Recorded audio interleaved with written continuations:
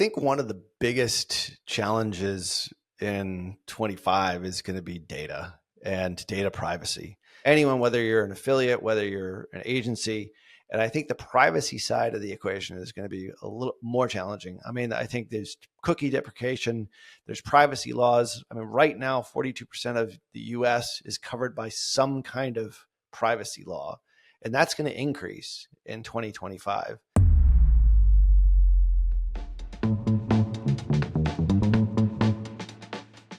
Welcome, affiliated listeners, to another exciting episode of the Affiliated Podcast. And today, guys, not only are we going to talk about some amazing subjects, we're going to talk about some amazing opportunities, but the big thing is we're speaking with one of the best media buying agencies out there in the business, not only learning hopefully some great information about what's going on in Facebook and paid media, but most importantly, I know there are so many affiliates out there that you have success.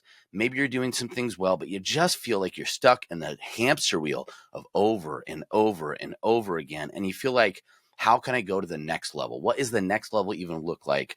Even if that's from affiliate to super affiliate, or super affiliate that enjoys life versus the super affiliate that just seems to be working constantly and wondering why I started this all in the first place. So that being said, before I bring in our amazing guest, which is going to give you the ability to understand how to make that transition, because they did it themselves with great success and they understand what you're going through, I should bring in the wonderful, the attractive, and the newly slimmed down co-host, Thomas. Thomas McMahon, how are you doing today, dude?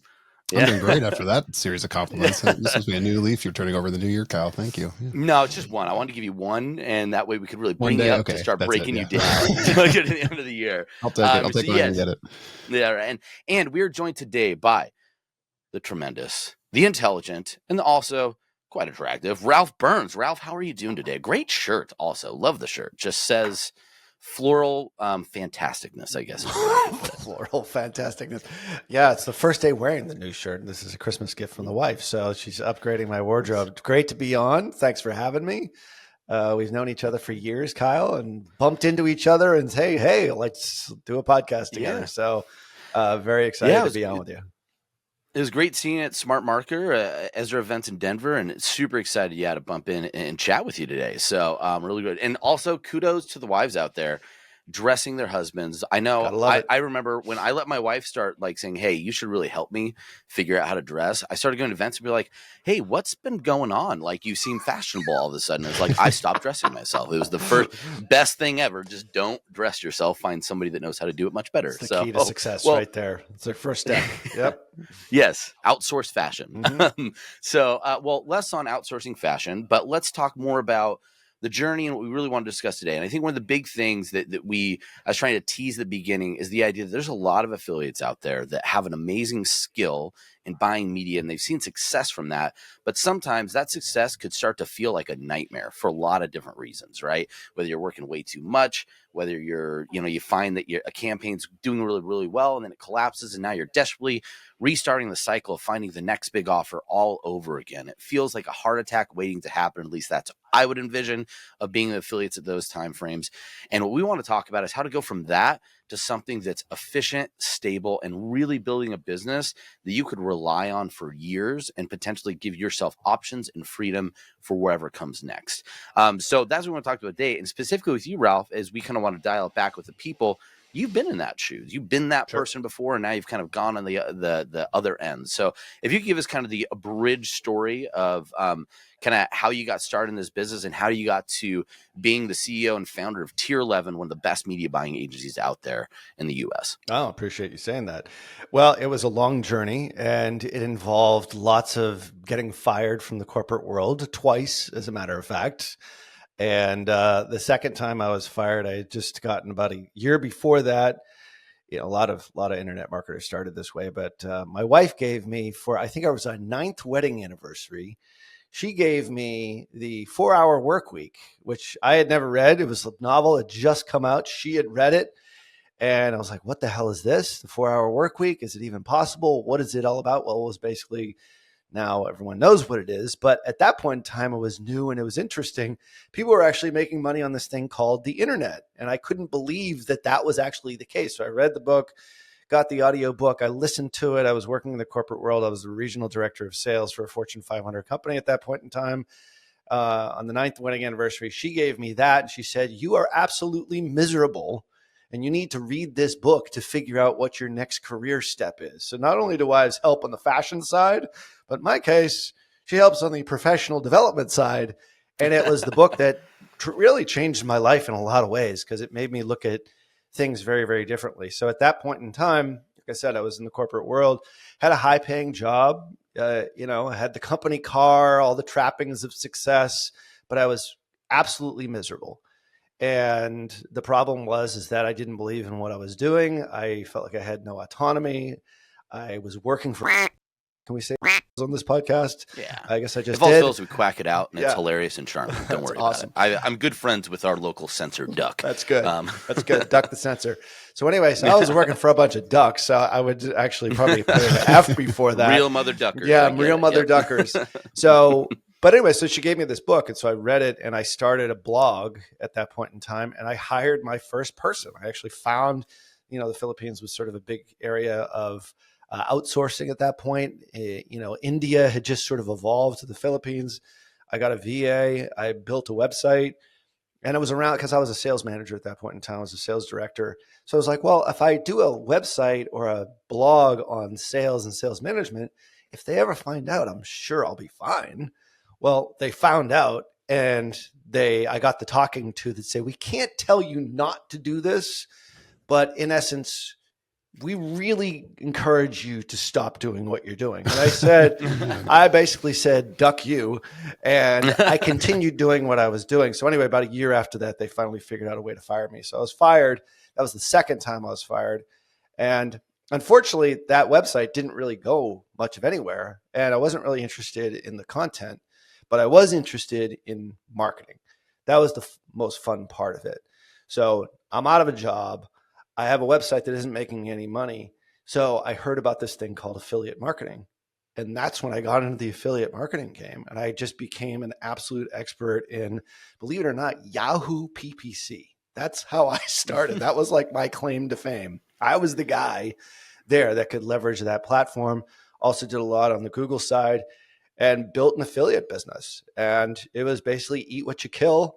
I mean, I remember I was paying, I was spending well over 6 figures a month on my American Express bill for traffic, and then arbitraging that with a lot of different offers.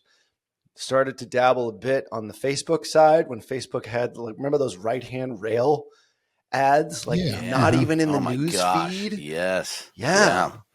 With the picture of the Facebook looked so different back then. I feel like I couldn't even remember it if somebody put it in front of me. I'm like, what is this? It's unbelievable. I mean, when I think about it now, but what they did have at that point in time, getting into the affiliate stuff, is that, they had a lot of traffic. I knew that, but their targeting wasn't really dialed in quite yet. So it was where you live, gender, are you interested in men or women, and what's your marital status? I think it was like either single, married, or it's complicated.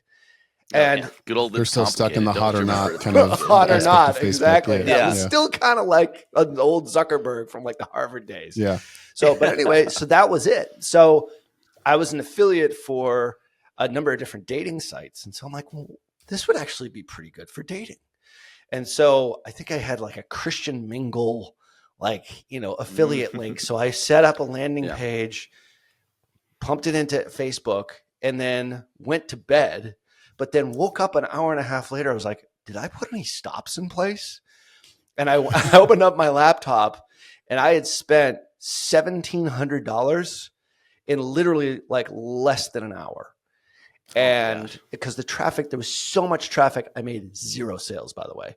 The pixel didn't fire on the sale. But anyway, the point is that I was like, holy crap. Like, Facebook has incredible amounts of traffic.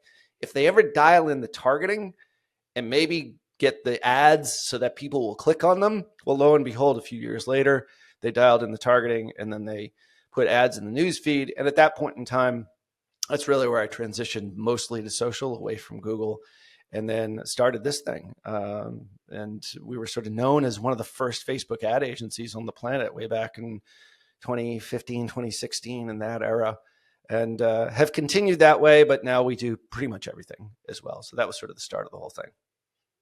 That's awesome. I just love hearing. I love just thinking Christian Mingle ads, like, and just go back and think about that. Like, Jesus wants you to find somebody, and That's like, right. we have the place to do it, right? So it's just that alone makes you laugh. But yeah, but it's such an amazing journey, and that idea of, opportunity takes hard work, but also seeing the vision, saying, hey, we're willing to be first and try this when it makes sense. I always love that. So, Yeah. Obviously amazing journey today. You went from first to being, one of the top out there, which is great. It's amazing that you're doing a great job still to this day.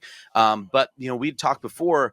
One of the things about that journey is there were times where even as you started seeing that success from the solo person, that you reached a point where you were successful, but still kind of seeing some of that unhappiness or felt stuck in that position. So go back in the way back machine, as we hear Mark Zuckerberg going back and looking more like that guy that's trying to live to 150 versus the tech bro that, has a lot of jujitsu and MMA, I guess, fan pages. But anyway, go back to that time, walk us through that experience, kind of where you were and some of the challenges that you were feeling and facing at that time before you had to transition to where you are now. Yeah, I mean, I caught lightning in a bottle with a lot of different offers, and I was always thinking to myself, how can I diversify so that I'm not dependent on one specific offer. So one of the best offers that I had back in, this is 2009, 2010 into 2011, basically. So for about 2 years, I did all affiliate work, and that's really how I learned how to media buy.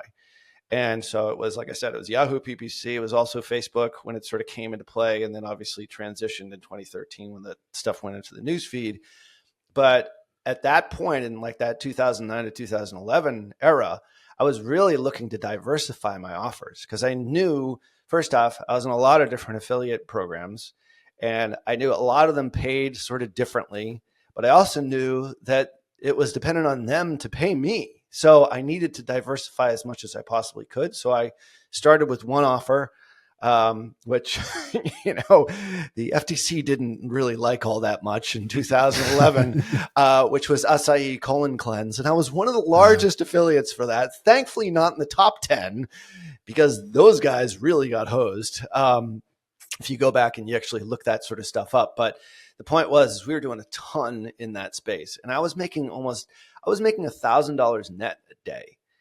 I mean, it was great. And that was like my base. So I used that to leverage and then hire additional, in this case, people from the Philippines, because that's all I could really afford at that point in time, to start doing my creative, to start doing some of my, my dev work, my landing page design work, all that sort of stuff. So that was sort of the beginning of the agency. I started to, instead of going to Fiverr and just outsourcing it, I had actual people that were regularly like giving me new creative for all of my work at home and penny auctions and e-cigarette campaigns, and pretty much everything that came on down the line, I sold. And at one point in time, I think it was the top affiliate for e-cigarettes in the whole country. And so it was like crazy. Like we were doing crazy volumes. So I ended up building. So up you're that the one team. to blame, Ralph. I'm the You're one the to blame. I'm the reason why the industry kind of got screwed. I see a back puff then. of vape go out of someone's That's window. right. Like, That's the one. They were cool though, but not very. Yahoo and Google eventually banned them. So I got a lot of banned ad accounts, but that's how it all started. So that sort of set me on that path to how do I multiply my efforts through the efforts of other people. And that's where it really started. And now we do basically the same thing now, not those offers, in the agency space. What? So you seem like, so it sounds like with your very first blog, you hired someone. Was that right away? You hired someone to help you stand it up and kind of get it off the ground? I did. Yeah. So when I was working in the corporate world, when I was, after I read the 4-Hour Work Week, I did hire someone. I outsourced a webmaster to basically build a blog. And then I learned how to do it after that. He also built a membership site. It was like one of the first WordPress membership sites at that point in time. So yeah, a lot of it was just outsourcing. And then I realized, okay, I can learn how to do this on my own. It was very much of the mindset, I'm going to learn how to do it. I'm going to figure out what's right, what's wrong, how to do it well, and then outsource it.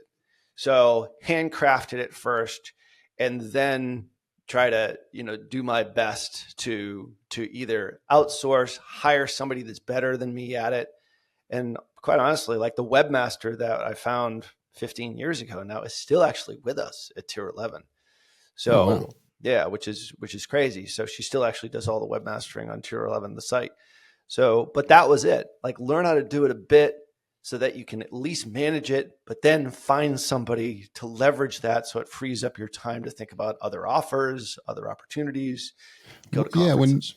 when you're in that affiliate mode and going, okay, I need to kind of start hiring out for some things. Like how did you decide what to do yourself and kind of keep doing yourself? And what did you decide to start hiring and replacing for?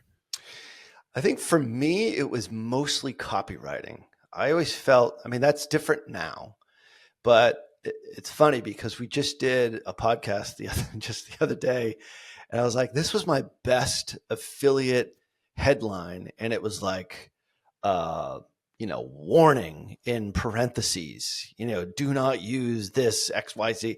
It was like that kind of stuff. I really got heavy into. Perry Belcher was a very early mentor. Basically all the copywriters at that point in time. I felt like copywriting was the thing that I could do and I enjoyed doing the most. I really enjoyed writing. So I tried to figure out like, what do I do best, but then figure out how do I outsource the rest? Not to, not to rhyme, but I guess that does rhyme. The point That's is a really actually that's a great phrase. Like I want to know what I do best to outsource the rest. That should be something. I think it's a theme I want us to hold on to because that's really, really key as we talk about this idea of increased efficiencies. But continue. So you want to outsource the rest, you like the copy, and you're looking to say, okay, how could I just do more of that? Yeah, I mean, for me, it was about then it's relationships with your affiliate manager. It's relationships with the actual product that you're selling. It was I went to a lot of conferences. I met a lot of people. I bumped into just a couple of guys that were doing these crazy work at home offers, which I had never really done before. And like, we don't really have somebody to do PPC. I met them at a conference, so that was kind of my role. I was thinking maybe a few steps ahead, which is kind of what I do now as the CEO of Tier 11, is build relationships, build partnerships, keep in touch with people over time. And that was super important. And I felt like when I first started, I loved the fact that because I'm a bit of an introvert, really. Like I'm an introvert extrovert. I'm like the classic Gemini. I always say I'm a charismatic hermit, you know. So I felt like maybe I could build a business without really having to go out and talk to people. And I could just do my thing and that's it. Well, I could only get the business to a certain level until I actually went out and started meeting people face to face, going to summits.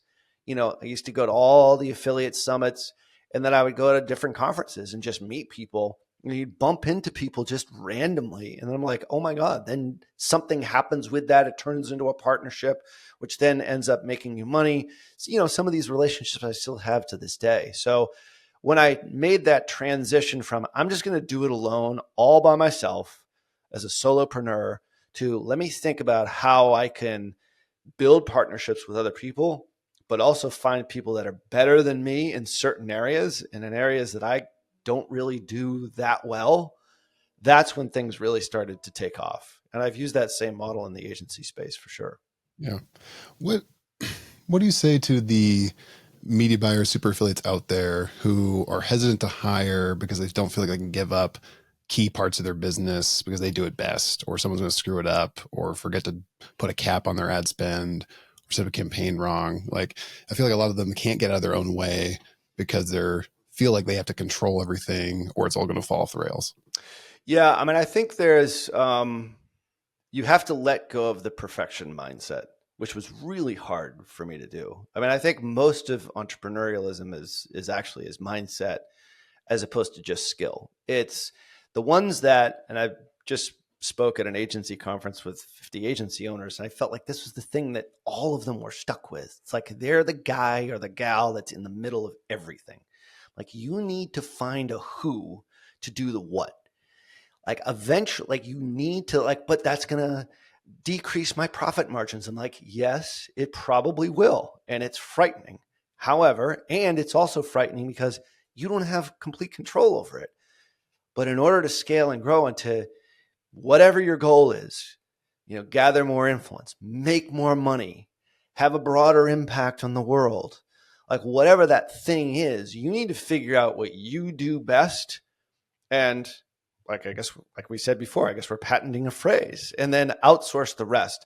I wouldn't even say outsource, but find a who that can do it better than you can and is complementary, not like compliment, like sucking up to you, but complementary to your skills. And most agency owners and most affiliates are good at a lot of stuff. They're good at copywriting. They're good at design. They're good at landing page. They're good at optimization. They're probably good at dev. Like, it depends on kind of the person. They're good at all those things. Well, find people that are great at all of those things, maybe one by one. I found a webmaster first. She would create, like, at that point in time, we're using, fake news sites and flogs and all that sort of stuff. So we had sort of there's some sketchy stuff that we were doing. But anyway, the point is she was doing all of that design. She was doing all the creative. She could pump it out 10 times faster than I could. So that made me more nimble to be able to do the media buying, which is the thing that I held on to. And then I found media buyers to do the media buying. And then I was just doing the copywriting. What I do find is that when you're scaling, a lot of people either meddle too much or hold onto the rope too tightly. And what I did is when I started to hire media buyers, I would not give them control of, like, hey, just go create a campaign and set it live. What I would do is I would say, all right, here's an SOP. I would document all of the processes. I would say, set up the campaign and then tell me when it's ready and I'll go QC it. And then I would QC it and then I would tell them what's wrong, but not where it's wrong. And they would say, well, where is that wrong? I was like, you got to find it. It's like, well, what do I do? There's an SOP for that. So before you hire somebody, I think you do have to have a documentation of it. And that's what I did do. So that's sort of the first step. But then secondly, don't necessarily allow them full access to everything. Have some checks and balances in order. And still to this day, like, one of my early media buyers, who is now my VP of operations, like, she's like, I remember the day when you said, I no longer need your QC. And I was like, that's the day that I knew that I had really advanced, because, like, I didn't need to. She had learned so much. It probably took about a year, because some of the campaigns back then were really, really complex. She's still with me to this day. So I don't think you have to let go all at once. But if you have people doing work and then you meddle, then that's where you get people that are pissed off and then they're going to leave. So allow them to make those mistakes, but don't do it with your money or your client's money. Make sure you have some sort of checks and balance in place, kind of like, a daily spend cap. Like, the day that I spent all that money on Facebook, I didn't do that. I screwed up. I spent $1,700. It's like, whoops, but I learned a lot. I was like, holy crap, there's a lot of traffic that's on Facebook. Don't do that. Have some checks and balances in place, but allow your people to make some mistakes, and it's going to take some time. But the benefit is you will be able to scale and grow that much more at the end of the day.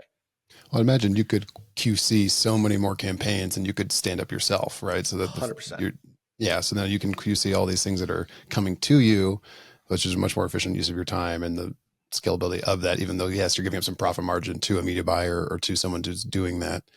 Well, I hear hesitancy as well, and Kyle, jump into wherever you need to here, but like, from people who are like, oh, I can't hire a media buyer because they're going to learn what I do and then just go do it themselves and leave me and compete with me now. So it's like, I can't teach someone what I'm doing, right? Or I'm going to breed my own competition. But it sounds like you've been able to either retain people, or I imagine you've had that happen to some degree too. Oh yeah. Like, where's your mindset at with that blocker? I think, I hate to get too psychological here, but I mean, you have to have an abundance mindset. That is a scarcity mindset. So we have a podcast. You guys have a podcast. Like, our podcast has been around for 8 years. It's in the top 25 in marketing, like, in and out, like, all the time. Like, it's had 15 million downloads. I tell everybody pretty much everything that we do.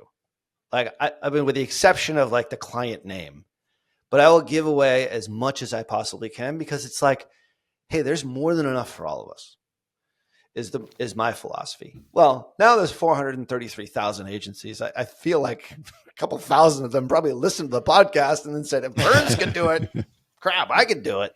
But the point is that I think having that fear like you're going to have people that are going to come work for you that are going to leave. And that's okay. They can't beat you.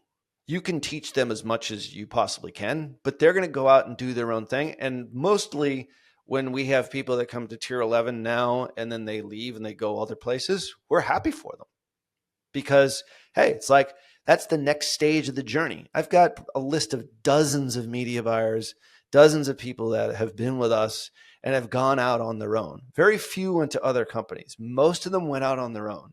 And technically, I guess they're my competition, but there's more than enough for all of us. So in the affiliate game, I find that there is, a fair amount of secrecy, and it's like you don't want to let everybody know what you're doing. It's like, as soon as you do that, like you're on to the next offer anyway. So I think it is a mindset shift. I think longer term, a lot of those people will leave you for sure. I found that I would get people that they're not necessarily skilled in media buying or skilled in design. I would have them come on and I would train them my way, and they would be with me for a longer period of time. We don't do that quite as much now, but I found that was a better way of doing things. If they had that hunger and that drive to succeed, I could train them and they'd stay with me for a very long period of time. And eventually, you'd talk to them about their career path and see sort of where they want to go. And if they do want to leave, when that does happen, it shouldn't be a surprise to you. Yeah. Well, and I think just to build off that too, I think one of the things to remember, if you could create an employee that is trained and feels so successful, they're doing so well for you in that role, there's a confidence to say that I could go and do this myself. It means you really have a fantastic employee. Like that should be the mindset. If you're 100%. training your employees to feel that they could succeed, and do the same thing that you do to step out, like you have a great employee. The only thing is you don't want them to think that they could succeed more in spite of you, right? Like because you're holding them back. That might mean you have a problem in your business, but more often than not, it's you're creating such good employees, such good individuals that you have a great system going, which, and one of the key things about it, there shouldn't be a fear or scarcity mindset of them leaving if you have the SOPs and things in place, knowing that you could bring somebody else in or hopefully already have that person in play and ready to go, so you can keep things going. So I want to dial things back just a little bit, just to kind of cover because we covered a lot of really cool stuff here. And we talked about the beginning, a lot about this is kind of almost a mindset to get yourself to operational efficiency. So just kind of recap because kind of what you're talking about, like when you're doing it all on your own, it's just really hard to get to the next level, to diversify, to do bigger things because you have to do every single piece perfectly. So it's just so much time, right? So obviously we go back to, again, this idea here is if you could start diversifying or lessening your time on things that not necessarily, it doesn't have to just be what you don't want to do, but things you don't do best that you already have SOPs for, or you're going to go build those SOPs and you could plug somebody in. Shifting that mindset just expands your ability to do more of the same great things you're doing, which means more offers, more success. The one thing I'd say, you said, hey, it might be smaller percentages of margins, but a much bigger top line number. So I know 20% of 1 million sounds nice, but 10% of 30 million sounds a lot better, right? So like, remember those margins, that a percentage of a big number might look smaller, but the end number is a lot larger. So don't lose sight of that longer term perspective and that bigger goal. So now I want to kind of understand. So we did some really good things. I think the SOP is huge, and I want to come back to that in a second. But before that, when it comes to hiring and selecting people, I think there's one people where people fail a lot. So is just in selecting the right person. I think SOPs are a big piece to make sure that it's not necessarily the right person. It's that you're the problem, and whoever you select, you need to have the basis there. So we'll circle back on that. But before then, walk me through kind of, because I'm sure you've had some successful hires, and I'm sure you've had some hires you're like, wow, I don't know what I saw in that person, and I really regret doing that in the first place.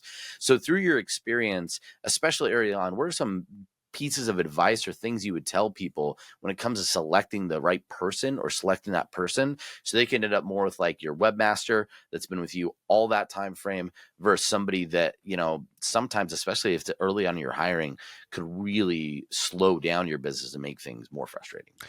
Yeah, I think the hiring part of things is something that I had a lot of experience with. So like I said, I was a regional sales manager for a Fortune 500 company. So I had a bunch of sales managers that worked for me. So I hired all those guys. And then literally thousands of interviews because they were expanding. And so I have done thousands of interviews. So, and I know that, on every resume now, everyone calls it a CV, like you're never going to get the truth. So it has to be the interviewing process. Like that was very much a huge part of my skill set, is hiring the right types of people from a sales perspective. So a lot of that experience I did bring with me over to the affiliate side and then ultimately to the agency side. Our hiring system right now, I mean, thankfully I have an HR guy. I don't even do anything with it now. I just sort of pay the bills for some of the advertising. The point is like, we have a very, very specific type of individual that we're looking for. There's a very specific criteria. But take that aside, I think if you're listening to this show and you're like, well, I don't really know how to hire people, you're probably right. You don't. I would do this though. I would hire slow, fire fast, because I do think that what a lot of people do is they hang on to people that just aren't a good fit for them. And it's not necessarily a training issue. Sometimes it's more often than not, it's a people issue. It's just the wrong person is the person that you hired. And no matter how much you train them, they're never going to be as good as you want them to be. What happens though is that after you kiss a couple of frogs, you start to get better at it. But you have to be able to let people go quickly and sort of let them know that that is the case. So for example, our hiring process is you fill out an application. Let's say it's a media buyer. Like it's a pretty stringent, it's like a 9-step process. It's crazy if you really sort of think about it. But they fill out an application that tests their understanding of like Facebook ads, for example, or meta ads. And then after that, they go through, if they get an 80 or above, they go to the next step, which is a what we refer to as a simulator, or actually an account overview. So what they would do is a 5-minute video and show us something that they've done in an ad account based upon their knowledge of whatever platform it is, Google, Meta, TikTok, you name it.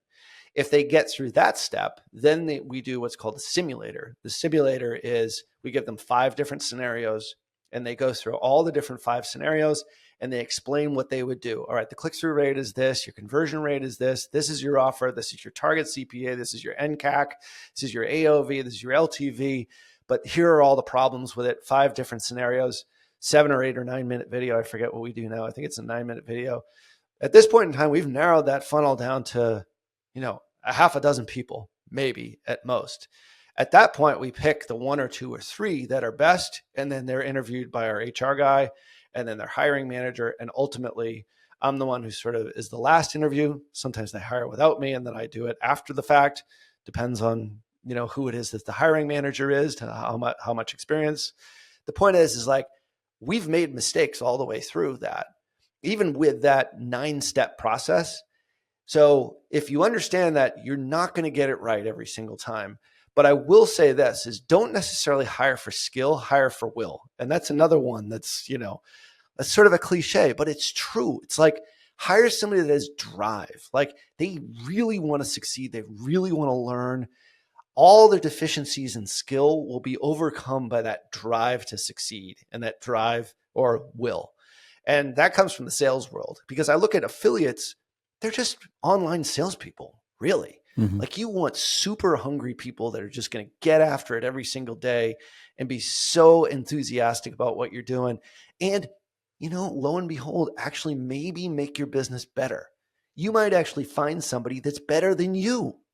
And that's the goal. When you find that and they're making you money and they're making a ton of money, like, why wouldn't you keep that? And then as soon as they start being successful and really, really a big part of your business, that's where you really have to get to know them and understand like what their goals are. Because at that point in time, they might leave because it's a cutthroat world in the affiliate world, right? It's like, you're spending money to make money. And it's sort of the same in agency. Like we're a performance-based agency. Like clients can fire us within 45 days. Like every single month, we are on the chopping block. So we have to perform. It's very, very similar to affiliate marketing. So it's the same kind of thing. So it's a zero-sum game to a certain degree. But I think when you have people that are like all my media buyers, they're better than I ever was. Like that's the way it should be. They're more analytical. They're better at analyzing data. They're better at like looking for trends. They're better at like John Moran, who's my chief of traffic strategy, like is the most unbelievable Google media buyer I've ever seen in my entire life. He works for me. It's like he's 100 times better than I was when I was a Google media buyer. But like that's what you want as a business owner. You want to hire people that are better than you. And, he might leave and go on his own. Probably not. But the point is like that's the risk you run when you're running a high performance company. Yeah, no, but it's amazing because it's still you're facilitating so much opportunity, and I do think loyalty matters. And also, people need to remember, not everybody wants to be a business owner. Not everybody wants to run off and go be a solopreneur, and it doesn't mean that they aren't very, very skilled and very valuable. They might be an entrepreneur, right? They want to work within a company that's maybe smaller. They have the impact of an entrepreneur without the risk and the scariness that comes along with that, right? Because sometimes those are 100%. different people and different demographics. No, I really love what you said there, though. It's amazing in that mindset of just, I think when you focus on the fact that it's like, take some time, be patient, but don't be afraid to cut the cord if it's not working. Right. You're going to, it's just like in affiliate marketing and marketing in general. Failure is inevitable, just like hiring people. Failure is inevitable, man. Some people, the will will be right, and you're like, I love great will, but sometimes skill does matter. I remember I've hired many people too in sales positions, and you see the will there, and then you get there and you're like, we're going to try and teach a skill. And you're like, well, I guess you just can't learn. I'm glad you're trying real hard, and that's okay. Right. Like that's worth taking that at bat every single time, because even if they don't work out, you're going to find somebody else, and they will, as long as you have the SOPs, the training to get them there. So no, I really, really love that. Now with that, I want to kind of transition to, because you still want to get an opportunity to talk a little about, I think the other side is when you saw this and you hire and you increase those efficiencies, you mentioned now it's an agency. So it provides different opportunities, whether it's being able to, scale more offers, but also the idea of creating an agency. So I'd love for you just to take a moment and talk a little about how do you go from that decision of, hey, I'm an affiliate, getting Christians to be able to finally connect with the love of their life and getting paid in the process, or slimming down illegally with an acai belly blast or whatever it might be. You're making really good money that route, and you thought, hey, agency, like walk through that gap or that transition. Let's talk a little bit about that, because I think that we oftentimes see a lot of right now affiliates that are like, what is the next step? And they just immediately think agency. So I'm curious to know how that worked for you, because not every affiliate is able to successfully make that transition. Yeah, I mean, for me, it was just pure and simple. I tended to, I mean, there was a little bit more in the Wild Wild West back when I was an affiliate. I mean, this is 2010 to 2012, 13, in that range. And I think the day that I decided that I should probably do something different is that was I in this office? I think I was in this office, actually, a different desk. And I was working on an affiliate offer, and it was late at night. It's like 1 o'clock in the morning. And I've got on my monitor up, like, all these dating sites. Like it was like Plenty of Fish, Christian Mingle. I forget what Jewish site I was like, I was creating, like, I forget what it was. And my wife, singles. wife, yeah, that was it. Yeah, that's exactly it. Was it really? I just made that up. So anyway, so it was, geez, I'm trying to remember what it was. Anyway, but the point was, is my wife walked through that door and she looked at my screen. She was like, what the hell are you doing? And I'm like, well, I'm making money for the family. She's like, but you're on dating sites. I'm like, yeah, but these are the sites that actually make us money. She's like, she turned around, slammed the door. And that was the time where I was like, you know what? I kind of like, I had 2 kids. I'm like, I have a wife. I'm like, I didn't really feel like what I was doing was really the thing that I really wanted to do. I was making money, but I felt like there was some other calling for me. And it wasn't just, matching Christians together or matching. I'm trying to remember that Jewish site for the life of me. I can't remember it. We're going with Shop at Singles. I like it. It works. Shop at Singles. There you go. Perfect. Yeah, it's a great offer. And I just said, I want to do this for other businesses and get out of the affiliate game. I was putting a lot of money like on the line. Obviously, I mean, like I said, I was spending a fair amount on an American Express card. The points were nice, but in some cases I wasn't getting paid. Sometimes it was late. Sometimes my leads weren't good. The offers would convert and then all of a sudden they wouldn't. And I just wanted something that was just a little bit more stable. And I felt like it had run its course for me. And it was about 2 years at that point that I had been doing it. And a friend of mine had actually offered me the opportunity to do like his digital marketing. He's like, you're doing it for all these other places. Like, can't you do that for me? And literally, it was like a friend of mine that, we were just shooting the shit at like a cocktail party. I was like, all right, I'll do it for you, but I'm not going to do it because I'm your friend. I'm going to charge you $100 a month. And so he had what was it? A painting reframing business. And people would actually send their, old paintings that need to be restoration. It was like a painting restoration business. That's basically what it was. So you have an old painting, very niche, very, very niche. Yeah. And I, did Google pay-per-click ads. I did Yahoo pay-per-click ads, and it crushed. And I was charging this guy $100 a month. And then I don't know what I was spending, 5-6 grand. He was making multiples of it. He was getting like a 10x on that with jobs that he was coming in. Cause he could just they would send in, like it was such a niche. I just owned the space. There was nobody, literally was no competition. So it was kind of an easy way of doing things. I'm like, this is actually pretty cool. And he's like, this is great. Like my business is now really running great. I'm adding staff. He was not too far from here. I was adding to the community. Like people were being hired by his company. I was adding jobs. I could feel the benefit of it. I'm like, and that kind of gave me a rush. It wasn't just making the money. It was like, I am helping to grow a business that I didn't even know this sort of thing existed, but this is giving happiness to a lot of people and employing more people in my community. And so I joined my local Business Networking International, like BNI, which a lot of people do, which is, I don't know if your listeners are familiar with that, but it's a local networking group.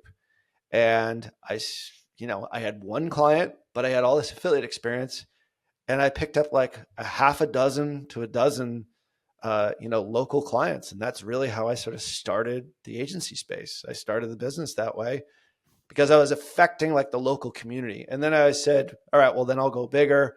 I went regional, then I went national, eventually sort of international, and sort of went that way. But you still only charge $100 a month. That's amazing. $100 a month. That's amazing. What a screaming deal. Yeah. Head on over to Tier 11 for $100 a month, agency fee. But yeah, I mean, it's, that's how you start.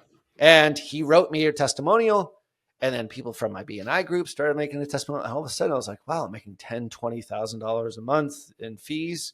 Like this is a pretty good gig. And then that's when I, sort of kicked it into high gear after that. Well, that's awesome. So, go ahead, Thomas. You go ahead. I was curious, like when you made that shift, like what was your team like? Like, were you kind of set up with somewhat of a team, or did you have to kind of build quickly to kind of be able to accommodate?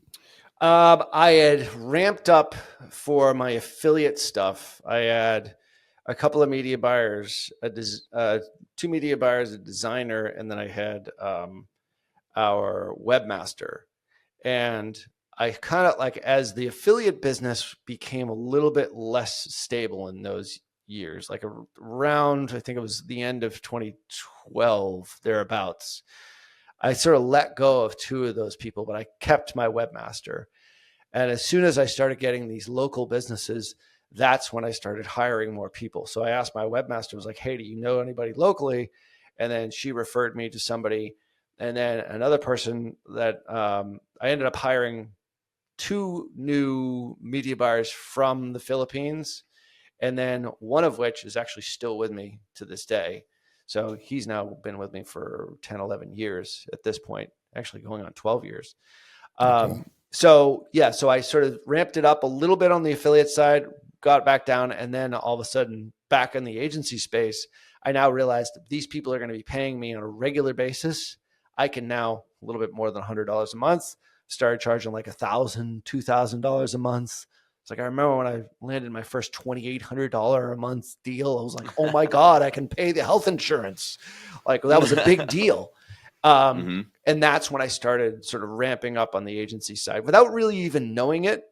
But it was just as I added more individual clients, I would add more media buyers, or I would get those media buyers, train them to handle multiple accounts. Yeah. But having the SOPs and the experience beforehand, you're able to kind of almost have that flexibility to make that transition in a very, very different way. I think that's clearly huge. avoided the agency trap, which is, in my opinion, the person that starts the agency can't replace themselves with their skill set. And then you get lackluster employees or people without the skill set level serving clients to a degree that they're not happy with. And just becomes this churn, right, of employees and clients that just is very hard to deal with for an agency.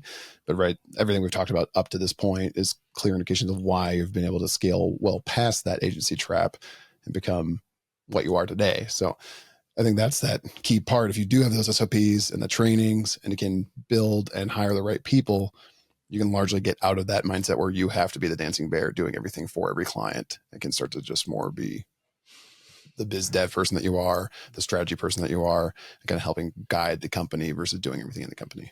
Yeah, I mean, I don't be a dancing bear on your own. Yeah, absolutely. For pleasure. I mean, I'm still sort of the dancing bear to this day, but I mean, the point is that I think you don't need to hire all at once. You can start to do it. You can do it one at a time, and you know, you don't have to eat the entire elephant. You do it one bite at a time. It's like, how can you leverage the second person I think that I hired after the web designer was a media buyer, and that was just and I would work with them 5 days a week for an hour a day and make sure that they got as much skill as possible. And then I would have them write the SOPs based upon our training. And those SOPs lasted us for years and years. So that's another key, is once you hire people, have them actually create the SOPs from your initial training, create videos, show them how to do things, show them on one-on-ones. Now it's on a Zoom call. Back then it used to be Skype. And then you record those calls, and then you create SOPs from all those trainings, and then you sort of organize them. And that's the way that they can then train other people once you hire those folks. We still do that to this very day. That's great insight. Yeah. That's a really easy and great advice. So, well, real fast, Ralph, this is such a good conversation. I'm like, holy crap, we're already, to the time that we want to be. But I would just feel remiss if we did not take a moment with a traffic expert and talk a little about paid media today. So what I'd love, if you give me just 2 topics or trends that you're seeing going on in your agency right now in media buying. I'd say one that you'd say is really, really positive that people should focus on, and maybe something that people should either stop, like avoid, change, or maybe something like I said, like a ick, stay away from that. If you give us 2 of those things, that would be fantastic. And I know our audience would be yippee skippy with joy. And I will promise to never use that phrase ever again, but it came out. So Yippee skippy. I don't know where it came from. Yippee skippy. Yeah, I think one of the biggest challenges in 25 is going to be data and data privacy, and restrictions on ad categories in a lot of the platforms. So one of the biggest challenges I think that we've had as an agency is determining what channel is doing what and how we allocate ad spend from all the different channels. And that's it's always been a problem for anyone, whether you're an affiliate, whether you're an agency. And I think the privacy side of the equation is going to be a little more challenging. I mean, I think there's cookie deprecation, there's privacy laws. I mean, right now, 42% of the US is covered by some kind of privacy law, and that's going to increase in 2025. So having first party data set up, using using third-party attribution tools as much as you possibly can. There's a couple of different tools that we use now that help with that. I think that's one of the biggest challenges that people are facing, especially on the affiliate side. So, but yeah, I mean, I think one of the biggest opportunities for us, we're seeing this on the creative side, is there's, I think, been a flight to a lot of creator content. And what we're actually seeing is micro influencer content and even nano influencer content as being some of the most popular stuff that we use. And you can get it at a very low price, and they have not burned out their lists. So we're using a fair amount of that right now. We have a stable of about 1,000 influencers, and we use about 70 or 80 of them on a lot of our different offers. But some of those smaller influencers, anywhere from like 10 to 100K followers, or even the ones that are under 10K followers, those are the people that I think are really going to be the ones that are going to drive a lot of the creator content in 2025. And still, content is so important, and getting that messaging right and really dialing it in for your offers. But getting those types of influencers to, there's platforms now that you can use in order to connect with these folks, especially on the Instagram side. That's a huge trend right now, is going smaller as opposed to trying to go bigger, because they're sort of an underserved population, and they're hungry and they're easy to work with and they're affordable, and they haven't burned out their lists. And it's a big trend that we're seeing right now. And those are some of the things that are really working well for us. Yeah, yeah. No, I love hearing that. I think both of them, the data side and third-party tools, that makes a ton of sense. We hear that often, right, Tom? It's just the amount of where are my conversions? Am I getting clear signals to even know, is my targeting right? Is the performance right? Are my campaigns correct? Always feels like that's such a big challenge. And I love the opportunity you're talking about on the influencer and creator side, because I totally see that and feel that way. And we're actually seeing, I would say I've talked a bunch about it on other episodes, there's a lot of indicators in the market of why that is so important, and why content in that way is going to really, really scale in 2025 and be effective. And I think well beyond. So almost where you want to continue to focus in that realm, through content creators in that space, and understanding what it could mean to your business and traffic, because it's just going to get bigger and bigger and more important. So with that, a couple other things just before we go, because I know we're at time. I don't want to keep you more than we asked, Ralph, because we really appreciate the amazing value brought. So first thing, for all those, we gave a little snippet of what Ralph could talk about and value, but you just mentioned everything you need to know about what their business is doing is on his podcast. So we'll make sure to put that in the show notes, but definitely go download, give it a listen. Is it a weekly podcast, Ralph? Is it bi-weekly? Weekly, It's right? twice a week.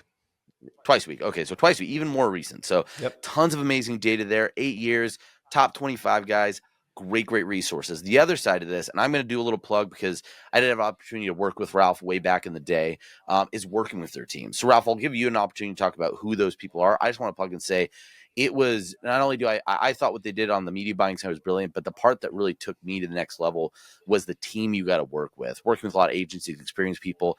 Every single individual on that team felt so, I guess, just successful, credible, easy to talk with, sharing great ideas and collaborating. You really knew you were working not just with an agency. They extended on your team, and it was a mutual goal of success. That does mean sometimes that's not the agency's fault. It's your fault. You got to lean on the other side and get better. But knowing that they're going to be there to work with you and have that happen, it's an amazing team. So if you want to talk about who are the clients that you like to work with, what they should look like, and how they can get a hold of you, I'd love for listeners that are just on fire with saying, man, Ralph's my guy, how they could get in contact and make Tier 11 a part of their team as well. Yeah, I mean, I think, we tend to work with businesses that are, mid to high seven figures, upwards of a couple hundred million. And so, but we have worked with folks that are a little bit smaller than that. There's a couple of specialties which we're particularly proud of, which is, we refer to it as high-end e-commerce. Average order value of $100 to $500, kind of harder to plus to sell online, oftentimes. And we've got a number of clients in that space, not necessarily all on Shopify, but on a lot of different platforms.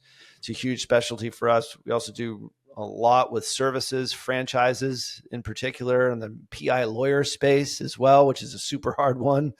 Obviously a service there. And then last but not least is digital products and influencers and coaching. And so those three there, sort of in order, are the ones that we work with. But we're a generalist agency, and we've worked in hundreds of different industries. So, but the one that we worked in, Kyle, was one that we're particularly near and dear to our hearts, which is sort of the health and wellness space. Still, tons of supplement customers we have here, high average order values. Sometimes it's harder to sell that stuff. Your $100, $200 is your AOV. It's hard to sell. and it's one that we really excel in and really do a really good job with. We've got a data solution that does sort of sift through a lot of the unknowns and unattributeds and all that stuff that you don't see. We use a triangulation system called the Tier 11 Data Suite, which sort of cleans the data and then comes out through Wicked Reports, which is our interface. And we use a data warehouse and an edge tag that cleans the data and makes sure that all the attributeds are actually attributed to the right platform. So our media buyers can then make educated decisions, and obviously we can figure out which creative and which ads work really well. So that works well in the e-com space in particular, as well as the other niches that I mentioned. Fantastic. Oh, that's amazing. And yes, again, like we know we have a lot of, I would say, higher end supplement sellers out there, and people have some really great products. Really, I'd recommend, if you're thinking, hey, how could we even internally bring and have, I would say, more of an in-house team versus just all affiliates. Boy, what a great team to work with. So, Tom, do you have any other questions before we let Ralph go and continue? So many, but I won't hold them any longer than stuff? we already have. But I just want to say thank you, Ralph. This pain point that we've been hitting on hard on this podcast is one that pops up a lot. We know some very stressed media buyers out there that would love to build some stability in their business, but find it very hard to find the time to do it and find the really realize the benefit of doing it. And then too, I don't think people realize how tilted the landscape is on ClickBank, where some of the biggest affiliates we have are agencies, right? And they're either doing, running almost like internal traffic, if you will, for a seller on ClickBank and pointing traffic that way, or they're doing performance as just for their cash flow. They're going, hey, we've got the media buyers to do it.